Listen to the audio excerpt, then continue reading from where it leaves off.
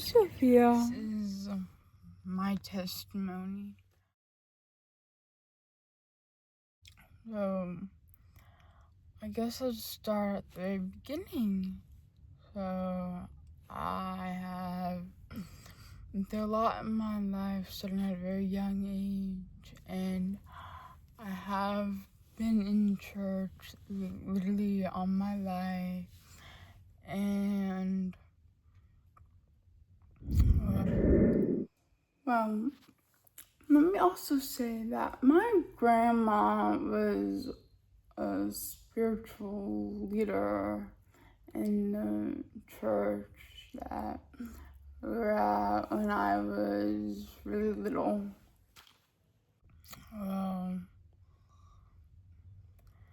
I guess I'll also say that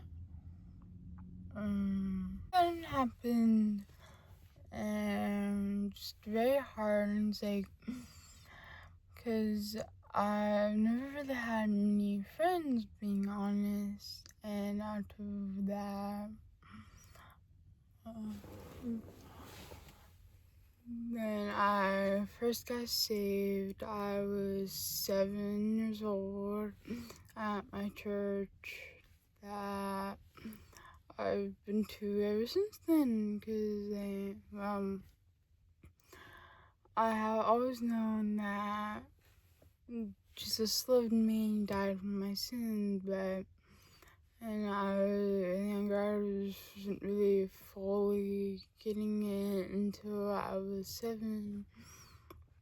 And I walked in kids' church, like, I heard one of my friends singing the song "Ready to Save," and that just really stood in me.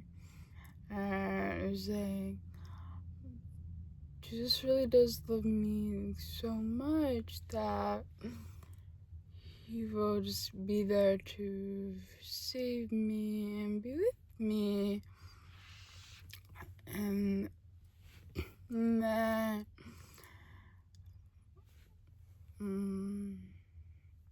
and just moving on in my life after that, so a lot of hard things, especially when I got older, and like, middle school was hard because I was at a Christian school, but I was just getting teased very bad for not just my faith, but literally anything and everything, which is just so wrong because it's a Christian school. It's like not right. That's what's going on, and then it's just like, well,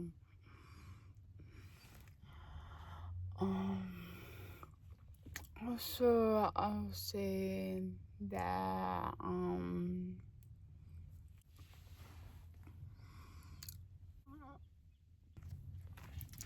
like, but like, if you're Christian, then like, there's things that we should really harmonize. But then like, after middle school, like in high school, like the summer in between 8th grade and 9th grade really did change some things for me, because that was when I met my best friend. Just a little shout out to her. You're amazing, my friend. Okay. I can say is, well, she is definitely more extroverted than me. So that was how we met. Yeah, and then she helped me with my faith, and we just trusted each other. And then moving on, like, 9th grade was just like very hard because like I didn't really have them supporting me. There weren't many teachers supporting me either, and then it was just so hard to get through. and yeah. And then after I got through that, because I was crying a lot and like anxiety and these things, and then 10th grade was just very hard. And this is where our main turning point of my testimony comes, because in 10th grade, I was getting teased literally every single day, bad, like very hard. From where I was just crying every single day, and I just couldn't handle it anymore. And then I just left the school because of how bad it was.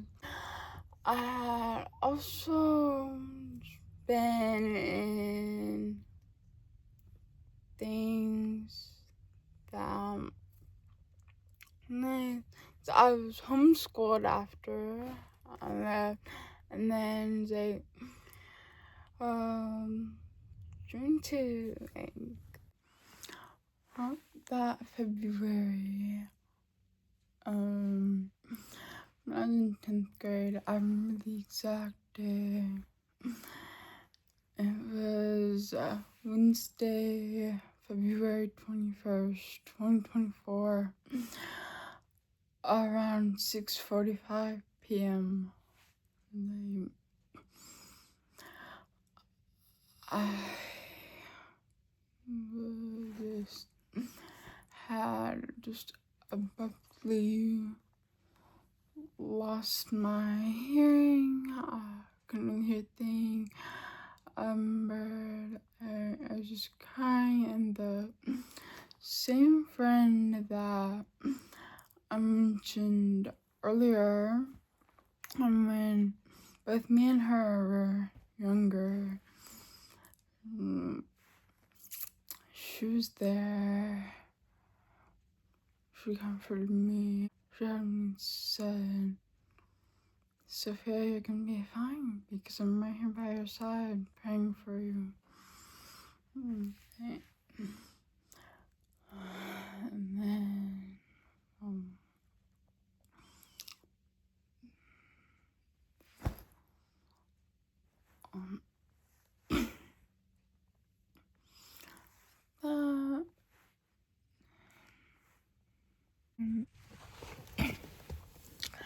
I also remember that when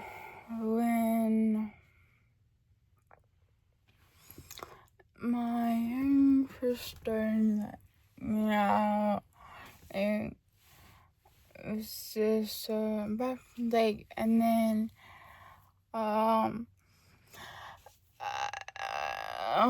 at first the doctor was saying it was just a thinned out ear canal with trapped fluid behind my ear, and then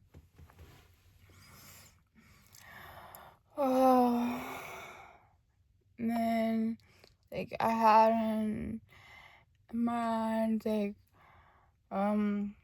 part of it was Easter.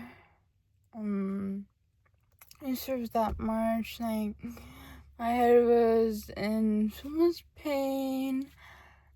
It was hurting so bad, or like I just couldn't handle it really too much. And like to think about all my friends at my side praying for me, and then going back to the MRI later on. The MRI was before Easter. I remember that one. Because Good Friday we got the results, and then I had really big tumors in my head, and the doctors had said that I would only have like a few moments to live, and like I wouldn't make it to age 16, but Now here I am, almost 18 years old, and is the tumors and required brain surgery. I actually had it twice actually, but the first time I was stuck in the hospital for an entire month. That was hard, and they 2 weeks before the brain surgery, I was in a wheelchair actually because I just couldn't really stand up for long periods of time on my own, so I needed to be in a wheelchair. And then after surgery, being stuck in the hospital for a long time away from my friends, that was very hard, difficult, but God got me through it because they my friends really proved themselves to be true friends because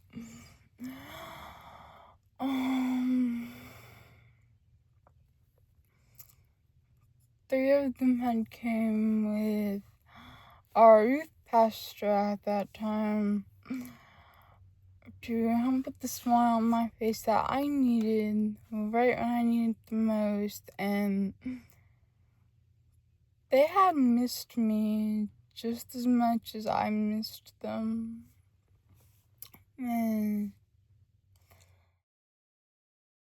that moment was just amazing. My whole day is forever remembered for all of us.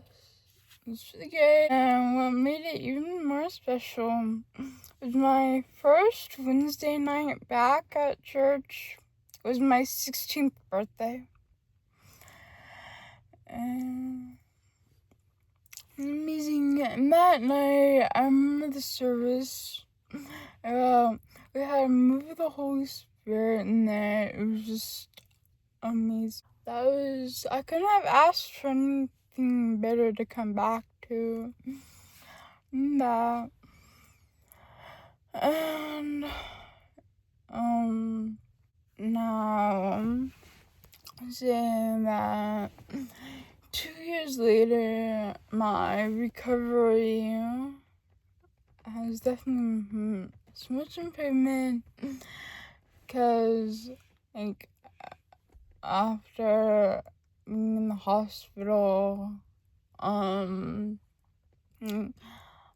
couldn't really run, jump, couldn't really do much, and in my speech as well. Like, now, like, I can talk more clearly, like, I can run, I can jump, I can do anything that, like, the doctor said, then like, the doctors had also said that I wouldn't be able to, like, get hearing back. It's like, I can hear, just not the other way. Like, I can have long conversations with people, like, nice, like, I thank God for all of this, like, my recovery, like, and where He has brought me from so much. Like, message I can say is that God really does bring hope through literally every situation, no matter how hard things might be. Prayer does have power. I am a living testimony of prayer having power in that hospital stay, because I had gotten like 25 cards, like, no, saying, because being sick in the hospital, I can tell you the exact same thing every single day over and over again for literally endless hours. Got so bored. boring very fast. Not kidding. God always wants a way when there seems to be no way. He always